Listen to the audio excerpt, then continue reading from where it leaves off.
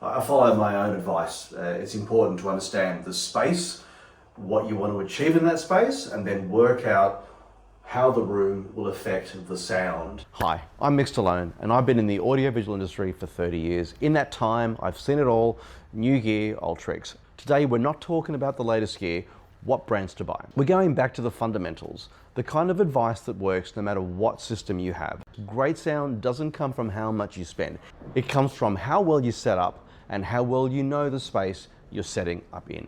As we set up our new showroom, I thought it'd be an opportunity for me to talk about the room and the challenges in the room and things that I've mentioned in past videos, but I follow my own advice. It's important to understand the space, what you want to achieve in that space, and then work out how the room will affect the sound. So in this space here, which is one of our 2-channel areas, we have a lot of glass. We have glass in the back, we have glass on one side of the room. We have a doorway, double doorway, mainly closed, but a doorway. So solid wall made of gyprock, and we have glass. We are putting in curtaining, and the curtaining will change the acoustics, but I wanted to do some testings before I actually put in the curtain. I like to understand the character of the room, and then as I make those changes, it allows me to understand how the equipment's going to sound in that room. So even though we do change our equipment out, we use different speakers, different amps, different subs, different positionings.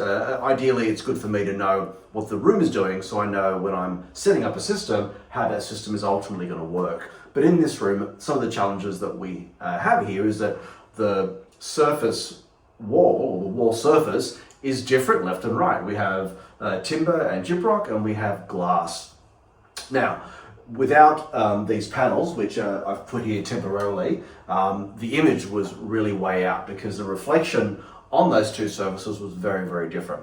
There's also a slight difference between the distance from the right speaker to the glass as there was from the left speaker to the wall. Even though it's not great, that reflection was something that was very audible. It would actually throw the image right out. So by adding these panels in and absorbing some of that reflection, we managed to fine tune it so that the image is now nice and center. So we know that we'll get a good result. We're not going to have panels in this space, obviously. We're going to have just curtaining. But as we put curtaining behind and we get rid of the reflections of this glass, it will allow the sound to fine tune. So once that's done, it'll sound pretty good, and then we'll do some acoustic treatment around us as well. With the orientation of the room, we're basically in this long skinny room, which is about 3.5 meters wide and it's about 9.5 meters long. We've got multiple systems.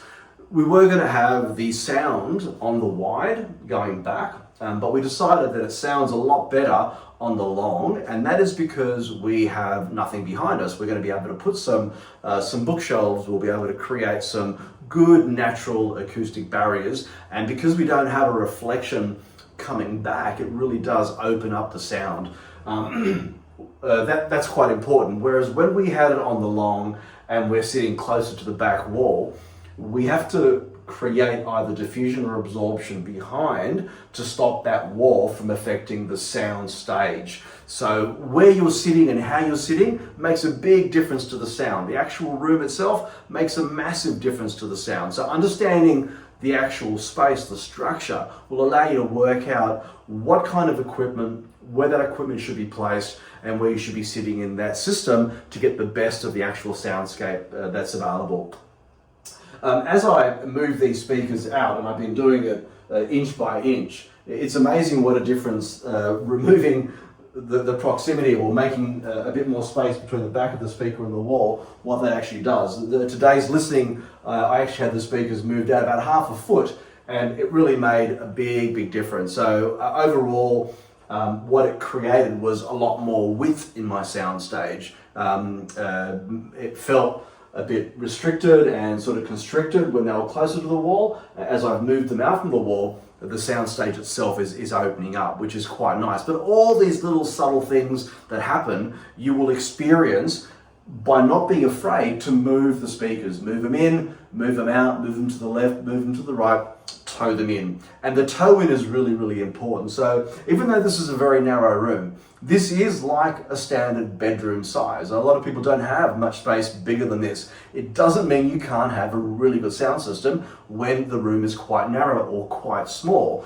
Essentially, I'm sitting about 3 meters away. My speakers are about 2.5 meters, or maybe 2.8 meters apart. And I'm creating myself a nice triangle. I can bring my chair forward and get more involved and more into the audio. I can move it back a bit and it just sounds a little bit more, ooh, there's a subwoofer behind me on blocks.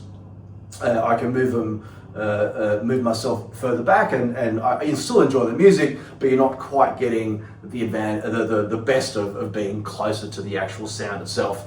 You'll notice that the subwoofer is actually on a granite tile. I've got the subwoofer on spikes, rubber matting under the granite tile, and we're sitting on carpet and it's a concrete floor. The reason I've done that is there's actually a unit underneath our building here, and I don't want my sub to resonate through the floor. And you might think, well, it's a concrete floor, what's it going to do? You'd be surprised. The bass signal causes vibrations, and what this is doing, it's not about sound, it's about managing vibrations. So by isolating it on spikes, putting onto granite, and then putting rubber under the granite, I've created a couple of different barriers to stop vibrations from traveling through that floor.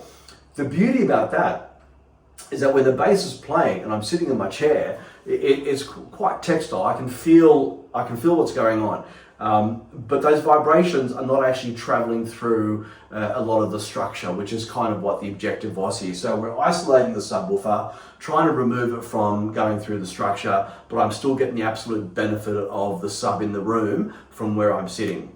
Just a few little tips just to talk about the space.